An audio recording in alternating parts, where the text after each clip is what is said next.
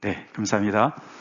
네, 오늘은 우리 시편 82편 말씀을 가지고 일어나사 세상을 심판하소서라는 제목으로 말씀을 함께 나누기 원합니다. 먼저 본문 같이 읽겠습니다. 시작. 하나님은 신들의 모임 가운데에 서시며 하나님은 그들 가운데서 재판하시느니라. 너희가 불공평한 판단을 하며 악인의 낫보기를 언제까지 하려느냐. 가난한 자와 고아를 위하여 판단하며 곤란한 자와 빈궁한 자에게 공의를 베풀지며 가난한 자와 궁핍한 자를 구원하여 악인들의 손에서 건질지니라 하시는도다. 그들은 알지도 못하고 깨닫지도 못하여 흑암 중에 왕래하니 땅의 모든 터가 흔들리로다. 내가 말하기를 너희는 신들이며 다 지존자의 아들들이라 하였으나 그러나 너희는 사람처럼 죽으며 고관의 아들같이 하나같이 넘어지리로다.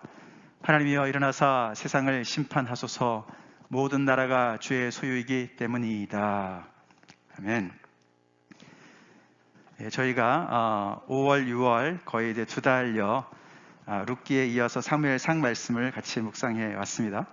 그래서 이제 오늘부터 이제 사무엘상이 어제 끝나고 이제 시편으로 넘어갔는데요. 시편 82편을 가지고 잠깐 우리 함께 은혜를 나누기 원합니다. 본문이 바뀌면 그래도 그저 계절이 바뀌듯이 또 기대도 있습니다. 그렇죠? 네. 사실 그래서 오늘 이 제목, 설교의 제목은 일어나사 세상을 심판하소서. 예, 이 말씀인데 오늘 본문의 맨 마지막 절에 그렇게 그 시편 기자가 기도하죠. 하나님이여 일어나사 세상을 심판하소서라고 기도합니다. 그래서 오늘 82편은 이 본문 배경이 다분히 법정이죠. 예, 법정에 있습니다. 근데 그 법정이 세상 법정이 아니고 천상의 법정입니다. 예, 코르트죠. 그래서 거기에 재판석에는 하나님이 재판장으로 앉아 계시고 거기에 지금 출두한 사람들은 누굽니까? 피고인으로 출두한 사람들은 1절에 보니까 신들이에요. 신들입니다.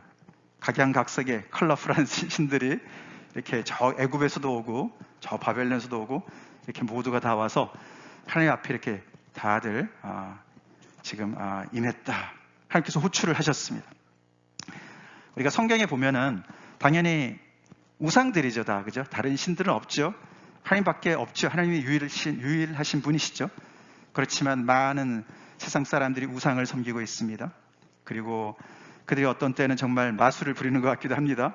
그래서 이것이 시편 기자가 다른 신들이 존재한다고 믿어서가 아니라 그런 다른 사람들이 어떤 그 신학을 배경으로 해서 어떻게 보면 시인의 어떤 그런 상상력을 동원해서 그렇게 해서 그 모든 신들이 하나님 앞에서 심판을 받는 그런 장면을 그리고 있는 것이에요.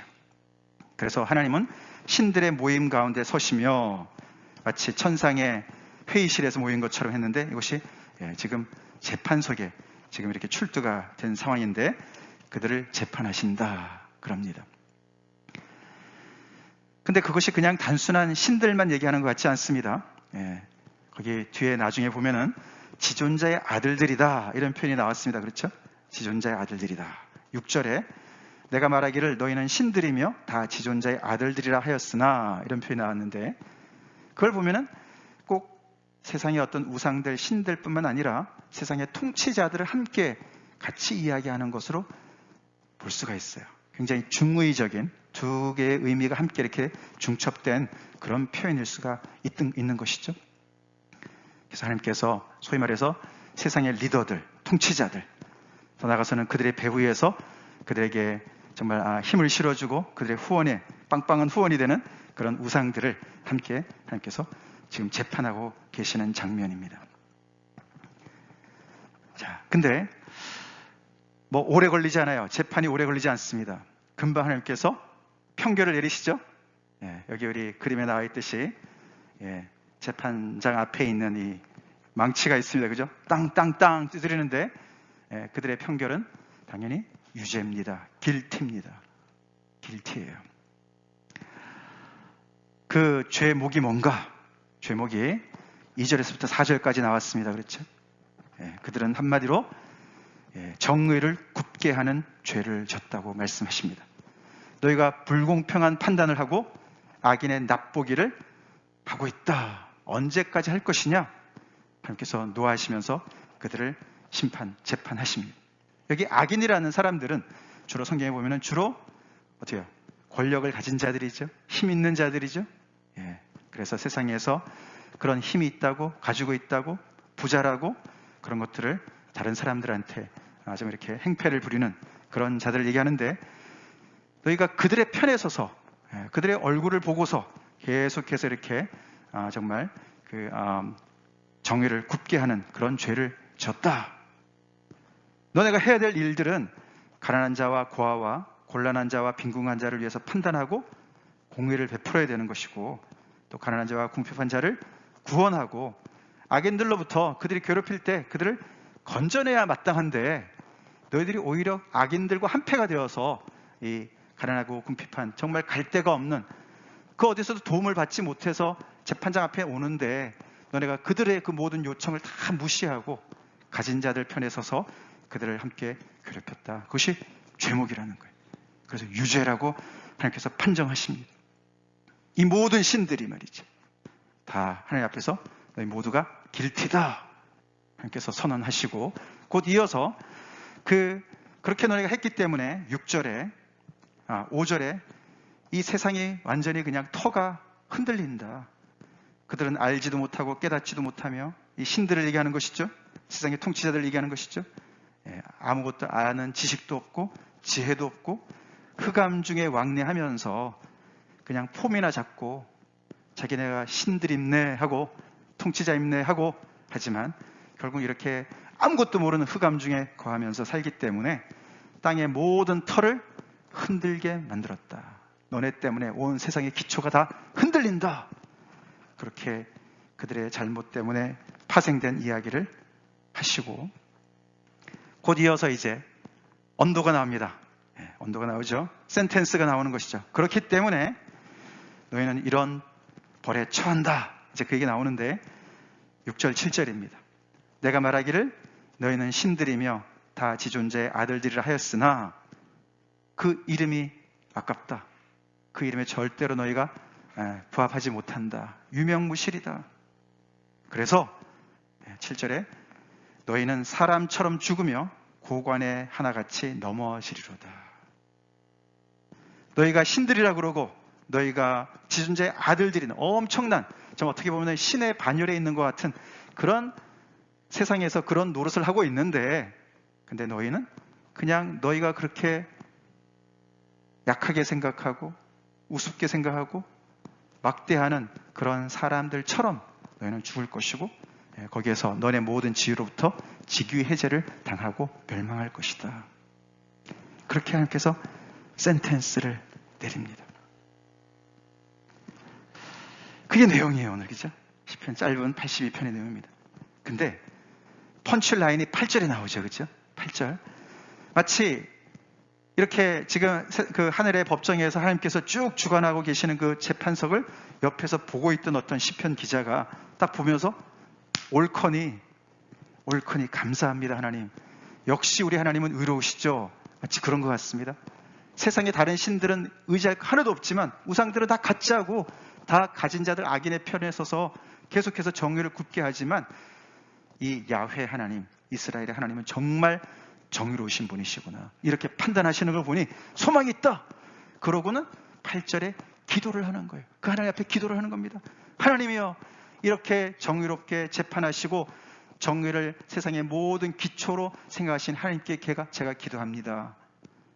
빨리 일어나셔서, rise up! 일어나셔서. 구약의 rise up은요, 일어나사는 것은 그 부활과 연결되어져 있습니다. 부활과.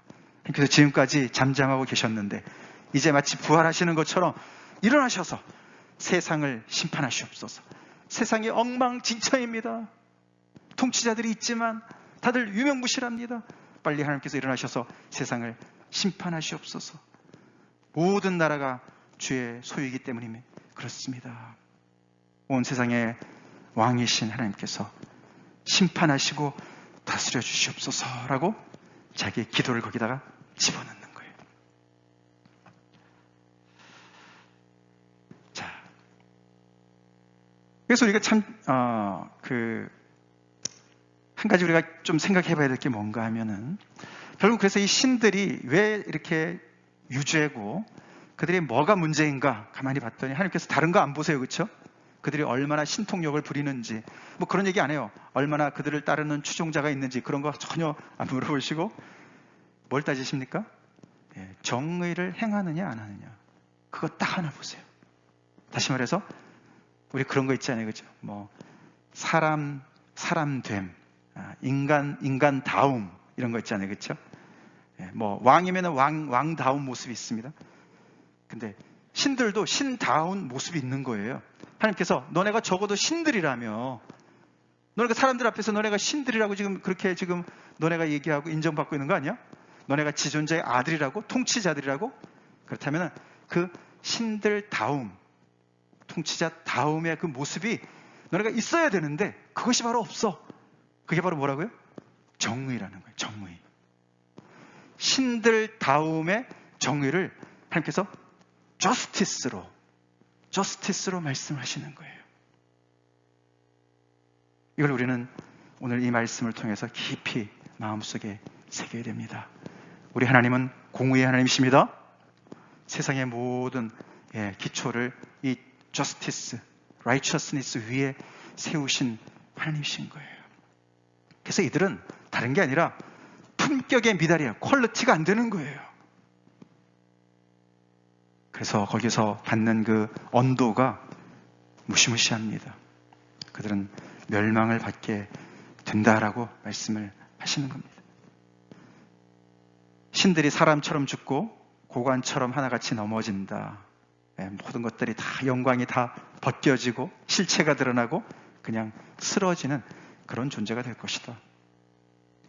어떻게 보면 하나님의 그런 심판이, 이런 심판이 아직은 안 일어난 것 같고 마지막 날에 정말 온전한 하나님의 마지막 심판 때 일어날 것 같지만, 이미 시편에서는 이런 모든 다른 신들로 추앙받고 있는 모든 자들이 하나님 앞에서 이런 심판을 받을 수밖에 없는 존재인 것, 그들은 품격 미달인 것, 그들의 그 이름의 무게를 감당하지 못하는 것을 하나님께서 알려주시고, 그것의 기준이, 근거가 정의를 행하느냐 안 하느냐. 악인의 편에 서서 이 곤란한 자들을, 너무나 빈궁한 자들, 궁핍한 자들을 같이 괴롭히는 그런 이데올로기나 주는 그런 신들, 절대로 신의 자격이 없다고 분명히 하나님께서 말씀하시는 거예요. 제가 이제 이 6월 마지막 주에 어떤 말씀을 전할까 좀 고민을 했어요. 우리가 사무엘상 어저께로 끝났기 때문에 사무엘상 끝부분을 좀 더 전할까. 근데 이 시편 말씀을 이렇게 제가 미리 보면서 참 신기하다, 참 굉장히 연결이 되어진다, 이런 생각이 많이 들었어요. 그래서 제가 오늘 시편 82편을 선택했습니다. 이 매일 성경 이 간사님들이, 목사님들이 기도 많이 하시는 분들이신 것 같아요. 이 말씀을 그냥 어떻게 분량을 따라서 나누기도 하지만 여러 가지를 고려를 해서 나누지 않겠습니까? 그런 그 교회 절기도 있고 말이죠. 근데 굉장히 내용을 잘 이렇게 맞춰서 잘 연결을 하는 것 같다 생각이 많이 들었습니다. 이 시편 82편과 사무엘상을 우리가 좀 연결을 해볼 수가 있어요. 오늘 이 말씀은 사실 천상에서 일어난, 법정에서 일어난 이야기들이기 때문에 어떤 원리적인 얘기를 우리가 충분히 이해할 수가 있는데, 그것을 실질적인 어떤 이야기를 우리가 더 들어보면 훨씬 더 피부에 와닿지 않습니까? 그런 것이죠. 그런 면에서 사무엘상이 굉장히 좋은 신뢰를 보여주고 있다는 것이에요. 지난주에도 우리가 봤지만 사울 왕과 다윗을 우리가 비교해보고 싶은 거죠. 사울은 사무엘상에서 왕이었습니다. 그럼 어저께 전투에 나가서 정말 이렇게 비참하게 전사했습니다. 아들 셋과 함께 출정했던 모든 군대들이 다 전멸을 당하고 사울의 시대가 막을 내렸습니다. 그러니까 5, 6월 동안 이렇게 사무엘상의 그 말씀을 따라오면서 많은 인물들을 만났어요. 그렇죠? 많이 만났는데 특별히 사울 왕과 차기 왕이 될 다윗 왕을 우리가 한번 비교해 보자고요. 오늘 지존자의 아들들, 통치자들, 거기에 맞는 그런 피겨니까 말이죠. 사울을 가만히 보면은 그가 한 것을 이렇게 크게 세 가지로 이렇게, 우리가 뭐 다 왕이니까 그들의 공이 있고 과가 있어요. 그렇죠? 잘한 것도 있고 잘 못한 것도 있어요. 다윗도 마찬가지입니다. 그러나 그 전체를 우리가 그냥 따지지 말고 이 하나님께서 지금 말씀하시는 이 신됨 또는 왕됨, 왕다움이 뭔가, 그것을 정의로 말씀하셨는데 그 저스티스의 그 관점에서 한번 따져보자고요. 네? 과연 누가 더 정의로운 왕이었는가를 따져보자고요. 사울이 한 것이 잘한 것도 많이 있는데 못한 것들 중에 정의와 관련된 것들을 좀 제가 정리해봤는데요. 그는 이렇게, 우리가 다 살펴본 내용들 아닙니까? 블레셋과 싸울 때에 해가 질 때까지 그 군사들한테 아무것도 먹지 말라고 명령을 내렸어요. 그렇죠? 먹는 자는 저주를 받을 것이다. 그래서 굉장히 백성들을 곤란하게 만들었어요. 그리고 다윗을 미워한 나머지, 다윗을 조금 도와줬다고 아히멜렉 제사장과 함께 그 제장에 있는 사는 그 마을 전체를, 녹당 전체 사람들을 진멸해 버렸어요. 정의로운 왕은 아니었습니다. 그렇죠? 자기가 가지고 있는 이 권력의 칼을 마음대로 자기의 뜻대로 휘둘른 사람이죠. 결국 다윗을 추격하는데 그 인생 전부를 쏟지 않았습니까? 결국에는 그를 죽이지도 못하고 몇 번 오히려 죽을 뻔한 그런 순간을 지나면서 결국은 그는 그렇게 해서 점점 더 그 하나님께서 주신 새로운 마음과 하나님의 영은 다 빠져나가고 생명, 그 엑기스는 다 빠져나가고 점점 더 껍데기만 남는 그런 인물로, 고목처럼 그렇게 점점 말라가다가 쓰러진 그런 인물이 되었다는 것입니다. 그는 많은 사람들을 억울하게 만들었습니다. 틈만 있으면 창을 던졌습니다. 왕은 창은 던질 수 있잖아요. 그렇죠? 세상의 왕을 닮았죠. 내가 왕이라는 거죠. 내 마음대로 하라는 거죠. 내 뜻대로 해야 된다는 것이죠. 공포 분위기를 조성하고 권력을 남용한 왕입니다. 거기에 반해서 다윗은 사울보다는 한 세대 어린 사람이긴 하지만 그는 어쩔 수 없이 도망을 치는 신세가 되었고, 그를 중심으로 모여든 자들이 22장 2절에 보니까 비슷한 신세에 있는 사람들이 모여들었으니, 그렇죠? 오늘 본문에 보면은 가난한 자들, 곤란한 자들, 그런 사람들과 같은 그런 환난을 당한 자들이 다윗에게 몰려들었습니다. 몰려든 사람들이 400명 정도가 되었다 그랬습니다. 다윗이 꽤 마음고생했을 것 같지 않습니까? 이게 그렇잖아요. 우리도 그렇죠. 우리도 이렇게 겪어보면 알지만 우리 교회 안에 다 이렇게 주님을 믿는 사람들 보면 다 우리가 다 힘든 어려움들이 있습니다. 그렇죠? 어려움들이 있어요. 어려울수록 우리가 하나님을 의지하게 되니까. 근데 그러다 보면 우리가 힘든 과정을 겪었기 때문에 우리가 거친 마음들과 거친 어떤 그런 우리의 습성들이 남아있을 수 있습니다. 그래서 교회가 그렇게 시끄러울 수가 있는 거예요. 있을 수 있습니다. 여기가 마치 겨자 시위에 몰려든 새들과 같이, 그죠? 하나님의 나라라고 그러지 않았습니까? 모든 정말 하나님의 은혜를 갈망하는 사람들이 몰려드는 그런 곳이에요. 세상에 불만을 품은 많은 사람들이 몰려든 곳이에요. 그렇지만 자기네끼리는 티격태격했을 것입니다. 분명히. 그렇죠? 충분히 다윗이 그런 걸 다 이렇게 받아들이고 다스리고 이해시키고 그렇게 하면서 같이 지냈겠죠. 그러다가 결정적으로 다윗이 이 정의와 관련된 모습을 가만히 우리가 가장 그의 모습을 정확히 보여주는 것이 30장에 나옵니다. 그렇죠? 최근에 우리가 묵상한 본문이 아닙니까? 다윗이 결국은 도망치다 다시 블레셋 땅으로 들어갔습니다. 그래서 아기송한테 사람들이 많이 같이 왔으니까 저희가 거할 수 있는 도성을 하나 주세요. 그래서 어디를 얻었죠? 시글락을 얻었어요. 시글락, 남방의 시글락이라는 곳을 얻었습니다. 그래서 뭐 영주같이 거기에 이렇게 땅을 주고 거기서 다윗이 지내도록 한 거 아닙니까? 그러다가 이 블레셋 군대가 이스라엘과 전쟁에 나가는데 같이 끌려가다가 하나님의 놀라우신 은혜로 거기서 그 위기를 모면하고 다시 돌아왔어요. 한 사흘 정도 자리를 비웠는데 그때를 틈타서 남방에 있던 아말렉 족속들이 거기를 쳐들어와서 그 시글락에 남았던 모든 가족들을 다 생포해서 포로로 잡아갔습니다. 그 도성은 다 불태워버렸습니다. 그런 사건이 일어나지 않았습니까? 그래서 너무너무 기가 막혀서 너무너무 절망이 되어서 사람들이 목 놓아 울고 기진해서 이 모든 것의 책임을 다윗이 져야 된다. 돌로 쳐 죽이자. 그 부하들이 그랬어요. 그런 중에 하나님께서 그에게 힘을 주시고 하나님께 기도했을 때 하나님께서 쫓아가라. 그 장면 기억나시죠? 그때 장면을 가만히 보면 다윗이 얼마나 이 사울과는 좀 다른 모습을 보여주는가를 알 수가 있어요. 한참 지금 급하게 추격을 하고 있는데 600명이 같이 갔습니다. 근데 200명이 뒤로 쳐지는 거예요. 너무 지치고 힘들어서 같이 못 가겠다 그랬습니다. 사울 같으면 말도 안 된다. 금식하고 달려가지 이랬겠죠. 근데 그 200명을 쉬어라 여기서. 쉬어라. 따라갈 수 있는 400명 같이 달려가자. 그리고 200명을 뒤에다 놔뒀습니다. 그렇게 급하게 달려가는데 거의 거반 죽어가는 한 청년 하나를 만났어요. 지금 그 사람을 돌볼 때가 전혀 아니죠. 근데 이 그룹의 사람들은 자기랑 비슷한 처지에 있는 그 사람을 긍휼히 여겼습니다. 우리도 저런 처지였는데. 그래서 그를 돌봐요. 떡을 주고 물을 줍니다. 기력을 회복시킵니다. 근데 웬일 그 사람이 뭐였습니까? 바로 그 쳐들어왔던 그 그룹과 같이 있었던 사람이었어요. 병이 드니까 주인이 버렸다 얘기하지 않았습니까? 그래서 그 청년을 통해서 그들이 어디 있는지 다 알게 되었어요.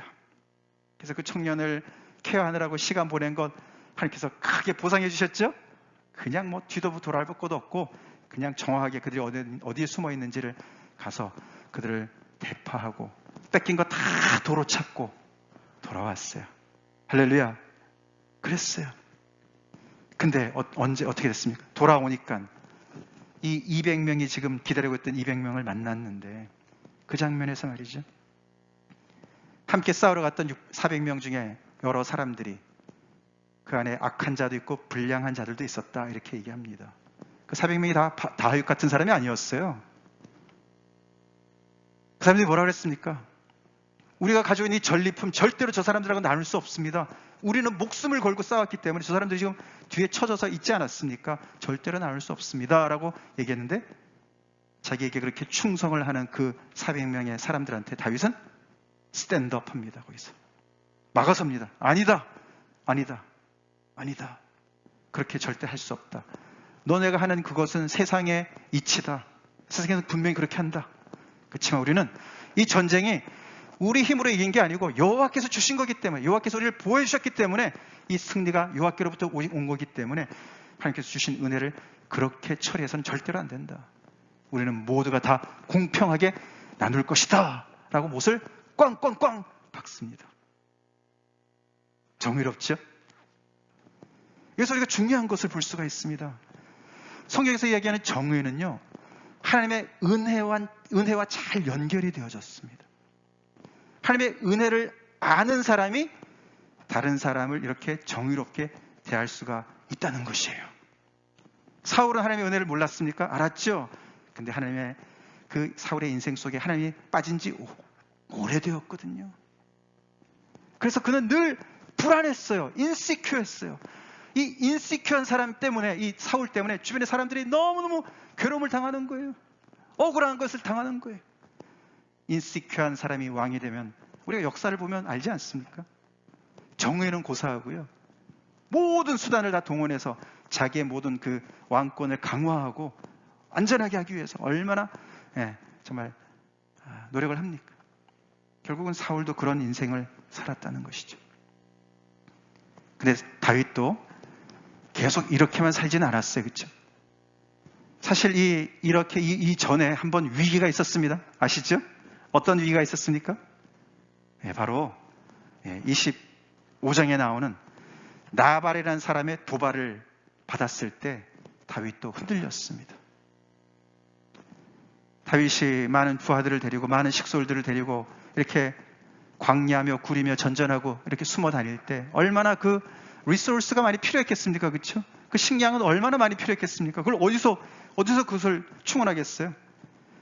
근데 자기네가 늘 평소에 돌봐줬던 이 나발이 굉장히 부자니까 그 갈멜에 가서 그가 양털을 깎을 때 소년들을 10명을 보내가지고 우리가 평소에 너네를 잘 돌봐줬으니까 너네 좋은 날에 우리가 왔으니까 우리한테 좀 필요한 대로 너네 있는 대로 좀 달라, 도와달라, 선처를 베풀어 달라, 그렇게 얘기를 했을 때 나발이 다윗의 소년들과 다윗을 능멸했습니다. 모욕했습니다. 도대체 다윗이 누구냐? 이새의 아들이 누구냐? 요즘에 주인을 벗어나서 마음대로 돌아다니는 사람들이 많다고 그러던데 그런 근본도 없는 한 사람들한테 내가 왜 내 것을 주느냐라고 다윗을 모욕했어요. 다윗이 자존심이 확 상했습니다. 다윗은 그때 이미 전장에서 벌써 많은 경험을 쌓은 용장이죠. 그 400명, 그 600명 그 사람들이 다들 아까도 마침 이렇게 불의에 완전히 그냥 피가 끓는 사람들이거든요. 그런 얘기를 듣고 가만히 있겠습니까? 당장 칼을 쳐라! 그러고는 그냥 그 사람들을 데리고 나발을 진멸하려고 떠났습니다. 아비가일에게 감사해야 되죠? 물론 하나님께 감사해야 되죠? 그때도 그 다윗이 거의 사울과 같이 자기가 힘이 있기 때문에, 내가 칼이 있기 때문에, 내가 무력이라도 나 정말 이 자존심 상한 것을, 이 울분을 내가 그냥 다 갚아버리겠다. 내일까지 이 나발의 집에 남자 하나라도 내가 남겨두면 하나님께서 나에게 벌을 내리실 것이다. 막 이러고 간 거 아닙니까? 그걸 누가 막겠습니까? 근데 아비가일이 그 길을 막았어요. 어떻게 막았을까요? 예뻐서요? 아니 뭐 용모도 예쁘다고는 합니다. 그렇죠? 근데 그게 아니죠. 그렇죠? 그 아비가일이 한 말을 가만히 보면요. 다윗으로 하여금 지금 완전히 그냥 열불이 나와가지고 말이죠.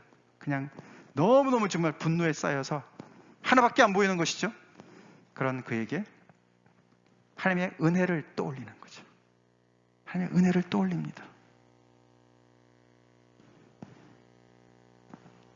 아비가일이 당신은 하나님께서 당신의 집을 세우실 그런 사람인데 나발 때문에 이렇게 신경을 써서 이렇게 잘못 힘을 써서 나중에 그렇게 오점을 남길 필요가 전혀 없습니다. 당신은 하나님의 싸움을 싸우는 사람 아닙니까? 다윗이 어떤 사람인지를 이야기해주고 지금 이렇게 너무나 힘든 어려운 아무도 안 알아주는 그런 상황에 있다 할지라도 이 아비가일이 다 꿰뚫어보고 있었어요. 하나님의 은혜지요. 당신은 이럴 사람이 아닙니다. 이래서는 안 됩니다. 채통을 지키십시오. 뭐 이런 거예요.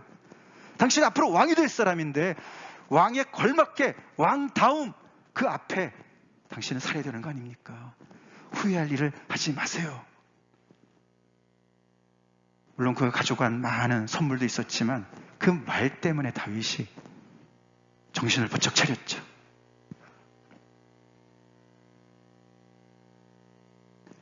그래서 다윗은 그 힘을 남용하는 그 위험천만한 순간에서 세이브가 됐어요. 스페어됐어요. 그래서 이렇게 나중에 어쩌면은 다윗의 전리품을 이렇게 그 약한 자들하고 다 동등하게 나눠야 된다라고 이야기하는 그런 사람으로 계속 성장해 갔을지 모르겠습니다.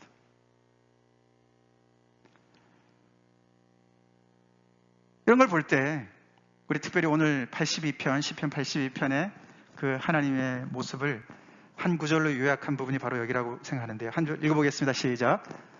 그의 거룩한 처소에 계시는 하나님은 고아의 아버지시며 과부의 재판장이시니라. 이분이 우리 하나님이십니다. 아멘. 이분이 우리 하나님이세요. 그래서 이스라엘을 선택하셨고요. 그래서 아브라함을 선택하셨고요. 불쌍히 긍휼히 여기시기 때문에 우리에게도 하나님의 아들을 보내주셨습니다. 아멘. 우리를 불쌍히 여기셔서 보내주셨어요. 고아의 아버지시고 과부의 재판장이시기 때문에 그 은혜를 베푸는 하나님이시기 때문에 다윗도 8번째 아들 아닙니까? 노바디였어요. 집에서는. 그렇지 않습니까? 중요한 일 하는 사람이 아니었습니다. 근데 자기가 이렇게 내놓을 것 없는, 내세울 것 없는 그런 존재인데도 하나님께서 이렇게 배려해 주시고 은혜를 주시는 그 은혜에 늘 깨어있는 사람이었죠. 겸손했죠. 그렇기 때문에 다윗은 자기랑 비슷한 처지에 있는 사람들을 무시하지 않았어요. 사실 사울도 출신은 베냐민 지파, 우리 집안 너무 작습니다. 겸손하게 얘기했습니다. 그렇죠? 근데 그 겸손을 지키지 못했어요. 다른 사람보다 머리 하나 더 큰 그런 신장만큼이나 그의 교만이 점점 더 자랐습니다. 우리가 하나님의 은혜 앞에 우리가 교만해지면 뭐가 우리를 스탑시키겠습니까? 힘이 없어서 당하고 있죠. 힘만 생기면 우리도 사울처럼 충분히 가능하지 않겠습니까? 여기서 하나님께서 이런 분이시기 때문에 아까 신들 앞에 신들을 재판하신 하나님께서 너희는 신의 자격이 없어. 신이라면 당연히 불쌍한 자를 돌보는 그런 능력을, 그런 성품을, 품격을 가져야 되는 거 아니냐. 시편 기자가 그렇게 이 시편을 통해서 이야기하고 있는 것이죠. 하나님의 말씀이라는 것이죠. 그렇게 따져봐도 우리는 이 정의의 저울이 다윗 쪽으로 기우는 것을 충분히 볼 수가 있습니다. 그래서 이런 사울이 왕으로 했을 때 그 나라는 정말 암울해졌습니다. 왕이 없었을 때 오히려 낫을지 모르겠어요. 그렇죠? 사울이 있을 때 여기저기 전쟁에서 승리했을지 모르지만 점점 더 이렇게 나라를 정말 힘들게 만드는, 그래서 사울도 죽고 모든 사람들이 죽고 그냥 애통하며 곡하며 사무엘상이 끝납니다. 그러고 이스라엘은 다윗의 시대를 기다리고 있습니다. 다윗이 등장하기를 기다리고 있어요. 사무엘 하에서 등장하지요.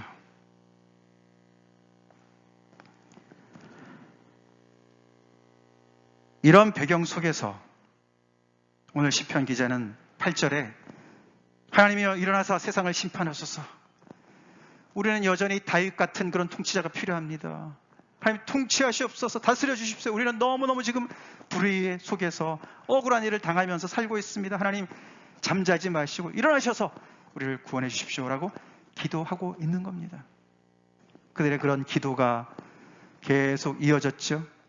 다윗을 통해서 쭉 지나가고 세월이 지나가고 조금 뭐 반짝하다가 또 없어지고 그러면서 그들은 메시아를 기다리는 그런 사람들로 점점 더 그들의 신앙이 발전하다가 우리 신약에 와서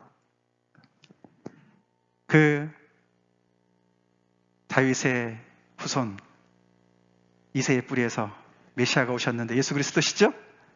예수 그리스도께서 바로 다윗이 했던 것처럼 정말 그도 죄인의 친구로, 가난한 자들의 정말 그런 친구로 그렇게 세상에서 많은 구원을 이루시고 갈 길을 보여주시고, 그 예수님께서 그를 따르는 제자들한테 이렇게 말씀하신 것을 우리가 또 기억해 봅시다.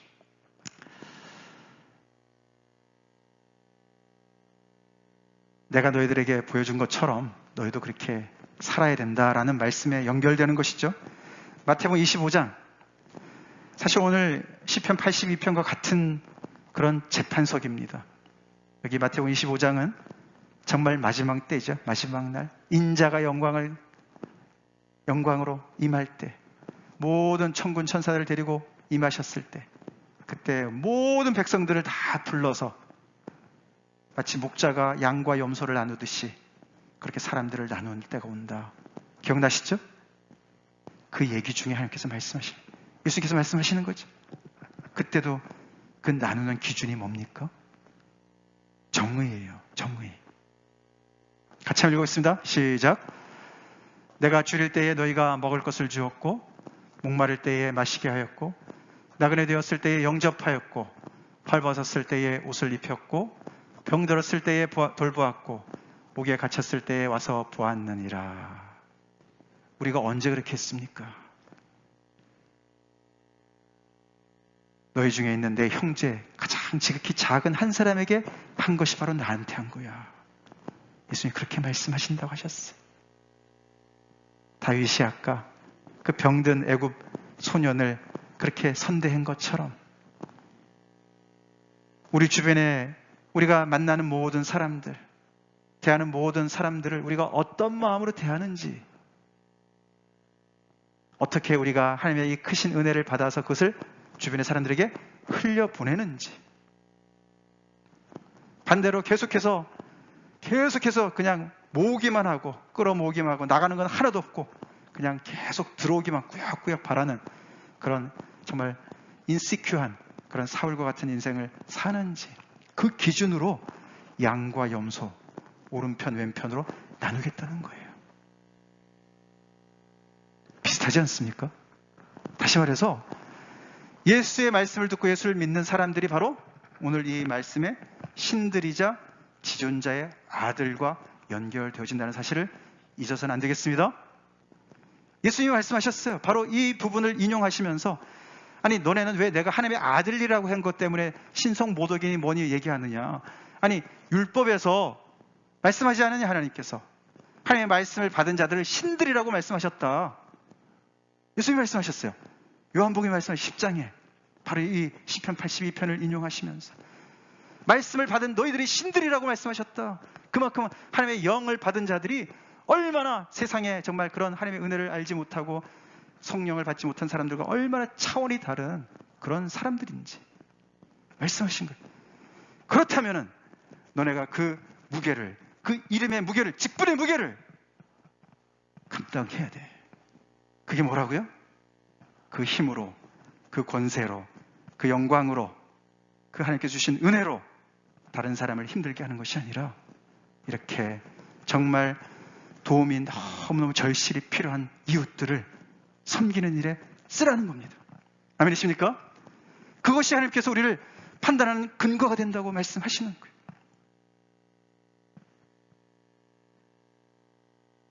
그러니까 지난 한 2주간에 걸쳐서 성경 속에서 말이죠. 많은 사람들이 죽었어요.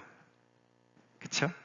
오늘도 말씀을 드렸지만 사울도 죽었고 요나단도 죽었습니다. 너무너무 애통하죠. 그의 또 두 아들, 요나단 말고 두 아들도 죽었습니다. 그의 부하들도 다 죽었습니다. 신약에 와서는 우리가 사도행전 말씀에서 스데반도 죽었습니다. 오늘 말씀을 우리가 이 7절 말씀, 너네가 신들이고 지존자의 아들들이라고 그랬는데 너네가 사람처럼 죽고 고관의 하나처럼 넘어질 것이냐. 하나님께서 우리를 하나님의 자녀로 부르셨습니다. 아멘. 하나님의 아들, 딸들로 부르셨습니다. 사울, 하나님의 은혜로 왕의 그 자리로 부름을 받은 사람입니다. 왕답게 살다가 왕답게 죽었어야 되는 사람이었습니다. 근데 그의 죽음을 보면 끝에 가서 조금 용기를 냈죠. 그렇죠? 정말 화살을 맞아서 중상을 입었는데 그냥 적군에게 잡혀서 죽으면 너무 이제 그런 정말 모욕을 당할까 봐 병기든 소년한테 나를 죽이라. 자살은 할 수 없으니까 너가 나를 죽이라. 두려워서 못합니다. 그래서 할 수 없이 자기 칼에 자기가 넘어져서 죽었습니다. 그래도 마지막은 그래도 뭔가 그런 디그니티 가지고 죽었습니다. 그러나 왕다운 죽음은 아니라는 것이죠. 여기서 사람처럼 죽은 거예요. 하나님의 은혜를 모르는 사람처럼 죽은 거예요. 나는 지금 어떻게 살고 어떻게 죽을 것인가? 그런 질문을 우리가 해보게 되는 말씀 아닙니까?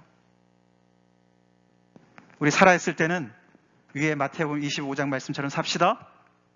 아멘? 그렇게 그게 왕의 모습이라는 겁니다. 왕 같은 제사장의 모습이 바로 그런 거예요.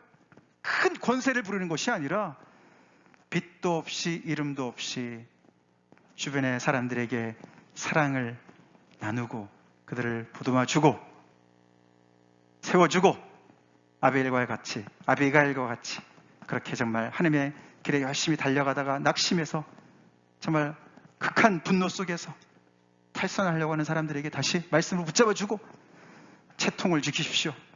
당신은 왕의 자녀입니다. 하나님의 자녀입니다. 아멘? 그 길로 가서는 안 됩니다. 그렇게 해서는 안 됩니다. 오점을 남기지 마십시오. 하나님께서 하실 겁니다. 그렇게 우리가 서로가 북돋아주고 그런 일을 하는 것이 바로 왕다운 모습, 신들다운 모습, 하나님의 말씀을 받은 자의 모습이라는 것입니다. 그래서 우리가 이 스데반 죽음, 우리 지난 수요일인가 지지난 수요일인가 같이 읽어보겠습니다. 시작. 무릎을 꿇고 크게 불러 이르되 주여 이 죄를 그들에게 돌리지 마옵소서. 이 말을 하고 자니라. 스데반이 죄를 짓지도 않았는데 사내들인 공회원들이 와서 잡아가서 죄를 씌워서 그에게 막 신문을 할 때 7장에서 쫙 그가 이스라엘 역사를 꿰면서 그들이 뭘 잘못했는지를 쭉 밝히지 않았습니까? 그러고는 마지막에 그의 눈에 환상이 보였는데 하나님의 보좌 옆에 예수님께서 서 계시는 거예요. 그 얘기를 했을 때 그들이 그냥 거기서 완전히 정신줄을 놓고 돌을 던져서 그를 죽이지 않습니까? 신성 모독이라는 것이죠. 하나님의 보좌 옆에 누가 있다는 것도 모독인데 거기에 십자가에 자기네가 달린 예수가 서 있다 그러니까 얼마나 열불이 나겠습니까? 그러면은 스데반은 죽으면서 이렇게 사람처럼 고관처럼 쓰러지고 있는데 그는 고목이 아니었어요. 그래서 뭐라고 기도했습니까? 사실 하나님 일어나셔서 이 세상을 심판하시옵소서, 신원하여 주시옵소서, 하나님의 정의를 행하시옵소서, 제가 억울한 일을 당하고 있습니다, 억울한 죽음을 당하고 있습니다라고 기도해도 돼요. 그죠? 그렇게 기도를 안 해요. 구약의 많은 희생자들이, 순교자들이 그렇게 기도했습니다. 하나님 신원해 주세요. 저희 억울함을 하나님께서 아시지 않습니까? 들어주세요. 그렇게 기도했거든요. 근데 이 스데반은요, 예수님 같은 기도를 하지 않습니까? 왕 같은 모습으로 죽습니다. 이게 왕 같은 모습인 줄로 믿습니다. 하나님, 저들의 죄를 용서해 주세요. 저들이 몰라서 그렇습니다. 이 죄를 저들에게 돌리지 마세요. 용서해 주세요, 주님. 그러고 죽습니다. 신들 다음, 지존자의 아들들 다음이 무엇인지, 어떻게 살아야 되는지, 어떻게 죽어야 되는지 믿음의 사람들이 우리 앞에 이렇게 보여주고 있지 않습니까?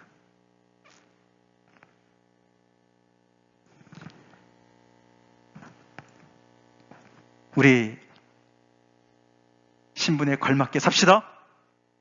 채통을 지킵시다. 아멘? 우리 채통 지켜야 되는 사람들이에요. 왕의 가문의 사람들입니다. 믿으면 아멘 하세요? 이렇게 매가리가 없으셔서 안 되겠네. 믿으면 아멘 하세요? 채통을 지킵시다. 예, 힘들다고, 다급하다고, 아무거나 막 아닙니다. 우리가 왜 인시큐어야 됩니까? 우리 아버지가 천지를 지으신 분이신데요. 아멘? 왜 인시큐어 합니까? 하나님이 이렇게 우리를 돌봐주시는데요. 우리에게 아들을 내어주셨는데요. 왜 우리는 인시큐어 합니까? 왜 우리는 사람에게서 인정을 받으려고 그러고 그 사람 때문에 그냥 시기심이 나서 그 사람을 못 잡아먹어서 난리를 치고 사울같이 말이죠. 인생을, 그 귀한 인생을, 한 번밖에 못 사는 인생을 그렇게 낭비하다가 결국은 속에 모든 것들이 다 상실되고 고목처럼 그냥 넘어져 버리냐고 말이에요. 너무너무 안타까운 인생 아닙니까? 우리 품 있게 삽시다. 품격 있게 삽시다. 다 같이 기도하겠습니다.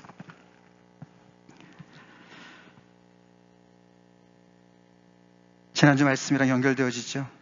곡간이 풍성해야 인심이 나는 거죠.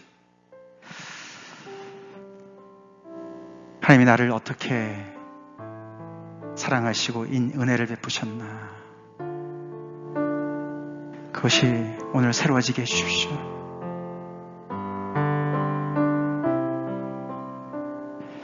오늘 이 말씀이 아비가일이 다윗에게 한 말씀과 같은 그런 말씀이 되게 해주십시오. 제가 잠시 저의 필요에, 저의 분노에 휩싸여서 채통을 잃을 뻔했습니다. 세상처럼 그렇게 아버지 불의를 쫓을 뻔했습니다. 용서해 주십시오. 하나님의 자녀의 길로 다시 갑니다. 하나님의 때를 기다리며 하나님께서 겸손케 하실 때 겸손을 배우겠습니다. 고통 가운데 아버지 겸손을 배우겠습니다. 깨어지겠습니다. 그러나 하나님, 살 때 한순간도 왕 같은 그런 모습을 잃지 않게 도와주시고 나보다 더 불행하고 힘들고 어려운 사람들 막대하지 않게 도와주시고 그들을 선대할 수 있게 해주십시오. 죽을 때도 스데반같이 예수님처럼 그렇게 죽을 수 있게, 왕처럼 죽을 수 있게 해주십시오. 우리 다 같이 하나님 앞에 간절히 기도하겠습니다.